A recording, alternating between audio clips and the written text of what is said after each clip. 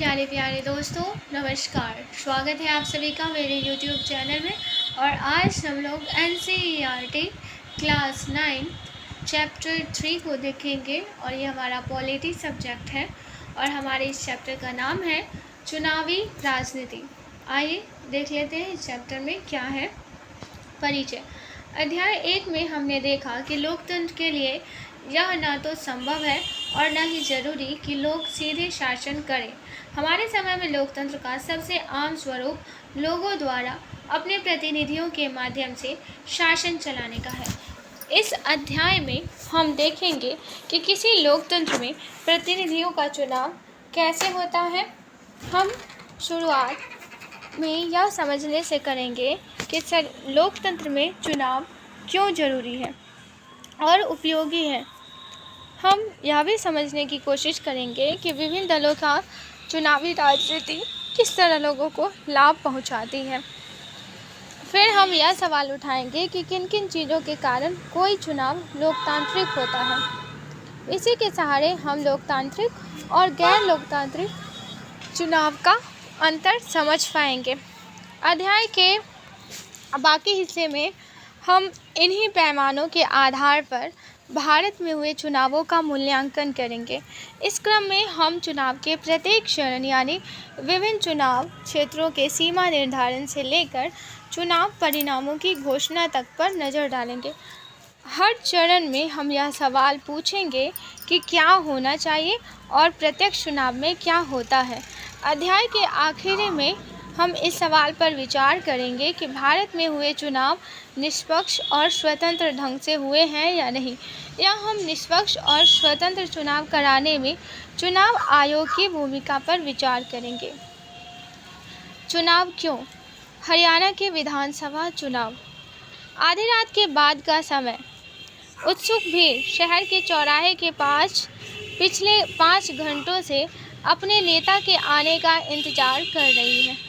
आयोजक भीड़ को बार बार भरोसा दिला रहे हैं कि नेता बस अब आने वाले हैं।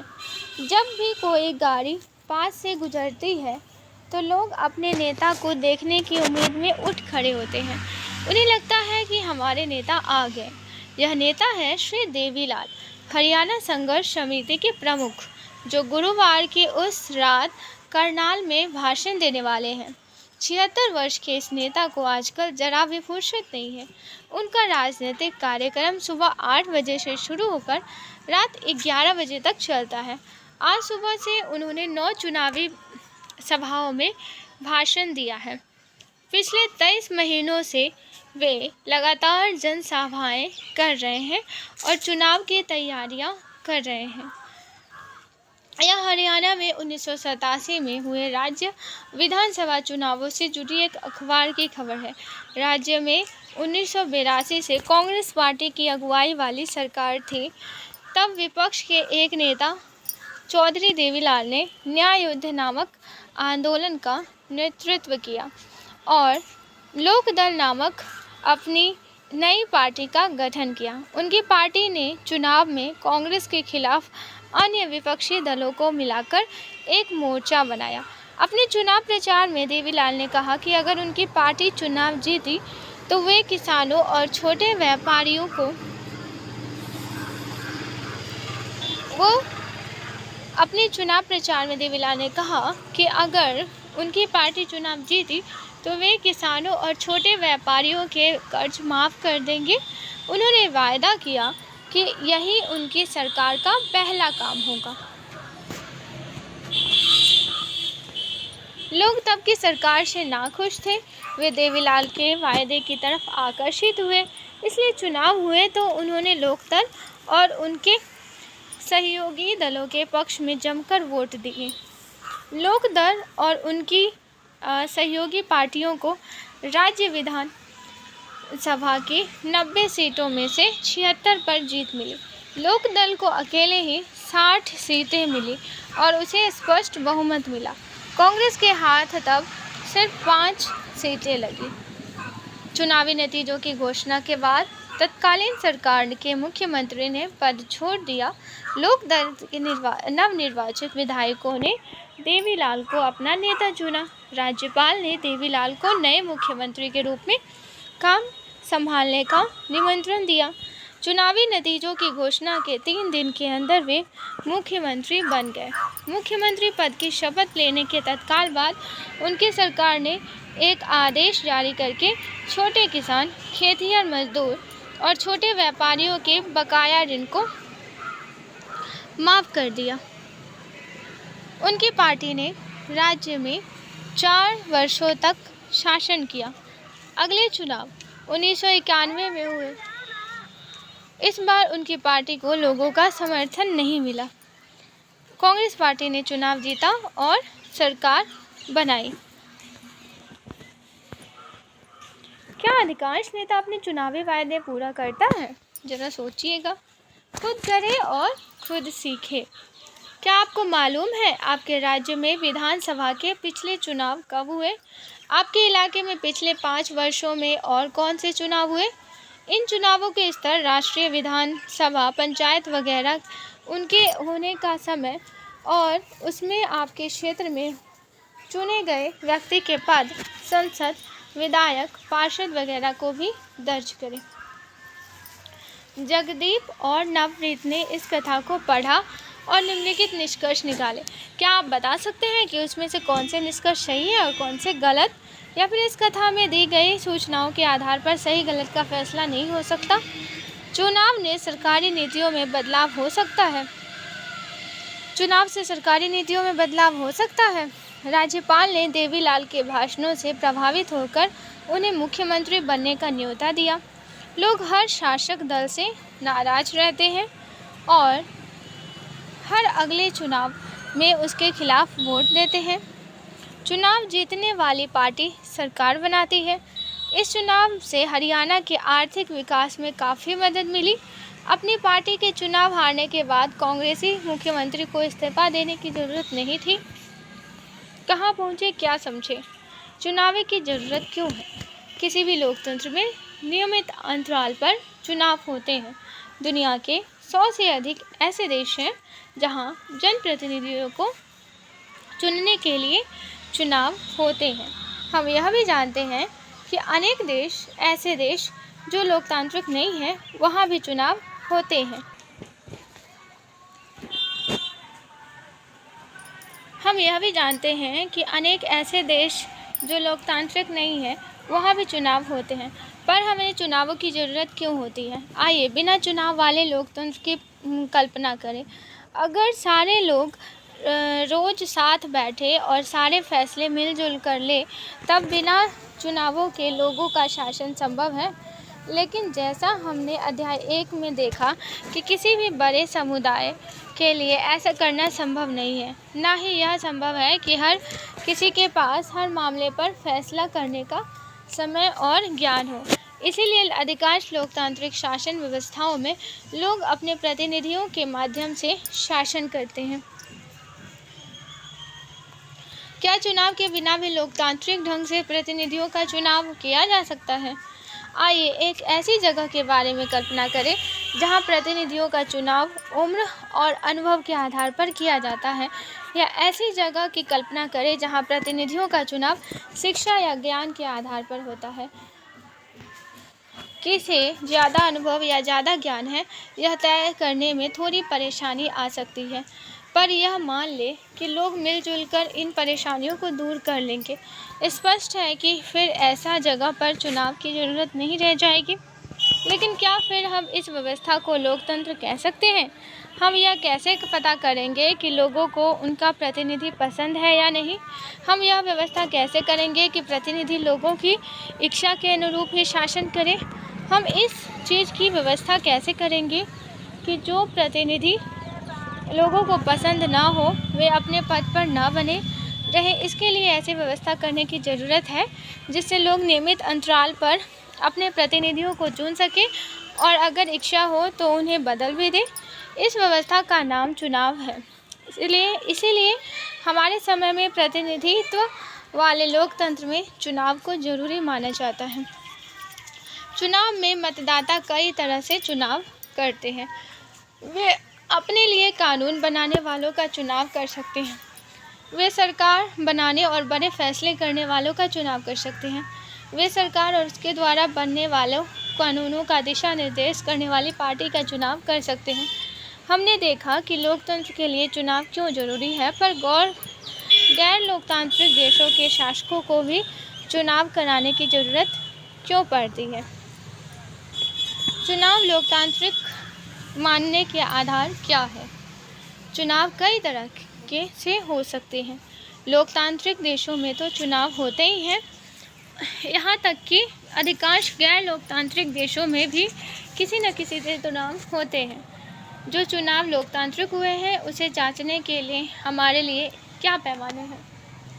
हमने अध्याय 1 में इस सवाल पर हल्की सी चर्चा की थी। हमने वहाँ उन अनेक देशों के चुनाव के उदाहरण दिए थे जिन्हें हम लोकतांत्रिक चुनाव नहीं मान सकते। आइए वहाँ सीखे सबक को याद करें और लोकतांत्रिक चुनावों के लिए ज़रूरी न्यूनतम शर्तों के साथ अपनी बात की शुरुआत करें। पहला, हर किसी को चुनाव करने की सुविधा हो, यानी हर किसी को मताधिकार हो और हर किसी के मत का समान मोल हो। दूसरा, चुनाव में विकल्प उपलब्ध हो, पार्टियों और उम्मीदवारों को चुनाव में उतरने की आज़ादी हो और वे मतदाताओं के लिए विकल्प पेश करें। तीसरा, चुनाव का अवसर नियमित अंतराल पर मिलता रहे। नए चुनाव कुछ वर्षों में जरूर कराए जाने चाहिए। चौथा, लोग जिसे चाहे वास्तव में चुनाव उसी का होना चाहिए। पांचवा, चुनाव स्वतंत्र और निष्पक्ष ढंग से कराए जाने चाहिए जिससे लोग सचमुच अपनी इच्छा से व्यक्ति का चुनाव कर सके। ये शर्तें बहुत आसान और सरल लग सकती हैं, लेकिन अनेक देश ऐसे हैं जहां के चुनावों में इन शर्तों को भी पूरा नहीं किया जा जाता। इस अध्याय में हम अपने देश में हुए चुनावों पर भी ये शर्तें लागू करके यह जानने का प्रयास करेंगे कि हमारे यहाँ के चुनावों को लोकतांत्रिक कहा जा सकता है या नहीं। क्या राजनीतिक प्रतिद्वंद्विता अच्छी चीज़ है? इस प्रकार हम पाते हैं कि चुनाव का मतलब राजनीतिक प्रतियोगिता या प्रतिद्वंद्विता है। यह प्रतियोगिता कई तरह का रूप ले सकती है। सबसे स्पष्ट रूप है राजनीतिक पार्टियों के बीच प्रतिद्वंद्विता। निर्वाचन क्षेत्रों में इसका स्वरूप उम्मीदवारों के बीच प्रतिद्वंद्विता का हो जाता है। अगर प्रतिद्वंद्विता नहीं रहे तो चुनावी बेईमानी हो जाएंगे। लेकिन क्या राजनीतिक प्रतिद्वंद्विता का होना अच्छी चीज़ है? चुनावी प्रतिद्वंद्विता में कुछ स्पष्ट नुकसान दिखते हैं। इससे हर बस्ती, हर गांव में बंटवारे जैसी स्थिति हो जाती है। आपने भी अपने इलाके में सुना होगा कि लोग पार्टी पॉलिटिक्स के फैलने की शिकायत कर रहे हैं। विभिन्न दलों के लोग और नेता अक्सर एक दूसरे के खिलाफ आरोप लगाते हैं। पार्टियां और उम्मीदवार चुनाव जीतने के लिए तरह तरह के हथकंडे अपनाते हैं। कुछ लोगों का कहना है कि चुनावी दौर जीतने का यह दबाव सही किस्म की दीर्घकालिक राजनीति को पनपने नहीं देता। समाज और देश की सेवा करने की चाह रखने वाले कई अच्छे लोग भी इन्हीं कारणों से चुनावी मुकाबले में नहीं उतरते। उन्हें इस मुश्किल और बेढंगी लड़ाई में उतरना अच्छा नहीं लगता।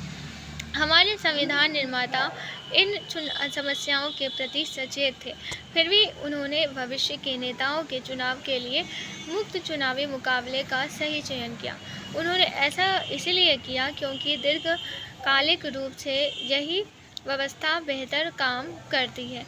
एक आदर्श दुनिया में ही सभी राजनीतिक नेताओं को मालूम होता है कि लोगों का हित किन चीज़ों में है तथा ये सभी नेता लोगों की सेवा की प्रेरणा से ही राजनीति में आते हैं। पर असल जीवन में ऐसा नहीं होता। दुनिया भर के सभी नेताओं को अन्य पेशों के लोगों के समान आगे बढ़ने की, अपना करियर बनाने की चिंता होती है। वे सत्ता में बने रहना चाहते हैं या अपने लिए बड़ी से बड़ी कुर्सी और ज़्यादा से ज़्यादा अधिकार पाना चाहते हैं। संभव है कि उनके अंदर लोगों की सेवा करने की भावना भी हो, पर सिर्फ इस भावना के भरोसे चीज़ों को छोड़ना जोखिम का काम है। यह भी संभव है कि उनके अंदर लोगों की मदद करने की भावना हो, पर उन्हें यह मालूम न हो कि यह काम कैसे किया जा सकता है। या फिर यह भी हो सकता है कि उनके मन में जो विचार हो उसका लोगों की ज़रूरत या स्थानीय स्थितियों में मेल ही न बैठे। ऐसे में हम इन वास्तविकताओं का सामना कैसे कर सकते हैं? एक तरीका तो राजनेताओं के ज्ञान और चरित्र में बदलाव और सुधार लाने का है। दूसरा और ज़्यादा व्यावहारिक तरीका यह है कि हम ऐसी व्यवस्था बनाएं जिसमें लोगों की सेवा करने वाले राजनेताओं को पुरस्कार मिले और ऐसा न करने वालों को दंड मिले। इस पुरस्कार या दंड का फैसला कौन करता है? इसका सीधा सा जवाब है कि लोग करते हैं। चुनावी प्रतिद्वंद्विता का यही अर्थ है। नियमित चुनावी मुकाबले का लाभ राजनीतिक दलों और नेताओं को मिलता है। वे जानते हैं कि अगर उन्होंने लोगों की इच्छा के अनुसार मुद्दों को उठाया तो उनकी लोकप्रियता बढ़ेगी और अगले चुनाव में उनकी जीत की संभावना भी बढ़ेगी। लेकिन यदि वे अपने कामकाज से मतदाताओं को संतुष्ट करने में असफल रहते हैं तो वे अगला चुनाव नहीं जीत सकते।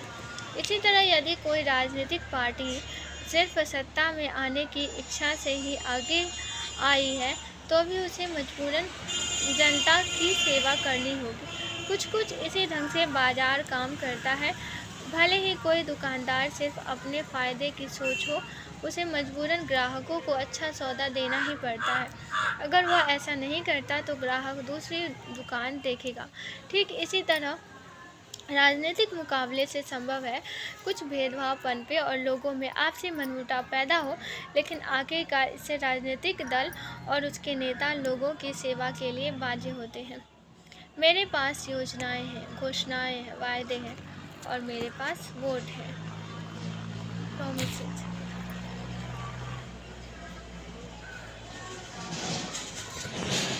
यहाँ दिए दोनों कार्टूनों को ध्यान से देखें। प्रत्येक कार्टून क्या संदेश देता है, इसे अपने शब्दों में लिखें। अपनी कक्षा में चर्चा करें कि इनमें से कौन सा कार्टून आपके अपने इलाके की असलियत के करीब है। मतदाता और उम्मीदवारों के संबंध पर चुनाव का असर बताने वाला एक कार्टून खुद बनाएं। चुनाव की हमारी प्रणाली क्या है? क्या हमारे देश में होने वाले चुनाव लोकतांत्रिक हैं? इस सवाल का जवाब देने के लिए आइए देखें कि भारत में चुनाव किस तरह होते हैं। हमारे यहाँ लोकसभा और विधानसभाओं के चुनाव हर 5 साल बाद होते हैं। 5 साल के बाद सभी चुने हुए प्रतिनिधियों का कार्यकाल समाप्त हो जाता है। लोकसभा और विधानसभाएं भंग हो जाती हैं। फिर सभी चुनाव क्षेत्रों में एक ही दिन या एक छोटे अंतराल में अलग अलग दिन चुनाव होते हैं। इसे आम चुनाव कहते हैं। कई बार सिर्फ एक क्षेत्र में चुनाव होता है जो किसी सदस्य की मृत्यु या इस्तीफे से खाली हुआ होता है। इसे उपचुनाव कहते हैं। इस अध्याय में हम आम चुनाव पर भी ध्यान केंद्रित करेंगे। चुनाव क्षेत्र। आपने पढ़ा है कि हरियाणा के लोगों ने 90 विधायकों का चुनाव किया। संभव है आपने सोचा हो कि उन्होंने ऐसा कैसे किया होगा। क्या हरियाणा का हर व्यक्ति सभी 90 विधायकों के लिए वोट देता है? शायद आपको भी मालूम होगा कि ऐसा नहीं होता।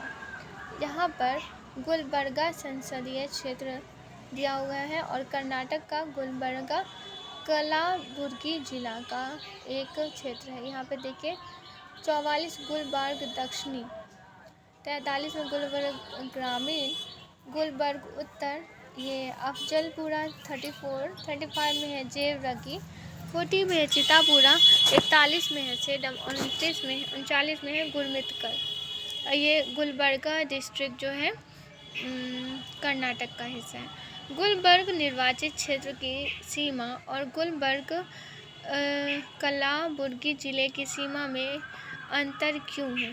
गुलबर्ग और कलाबुर्गी की सीमा में अंतर क्यों है? अपने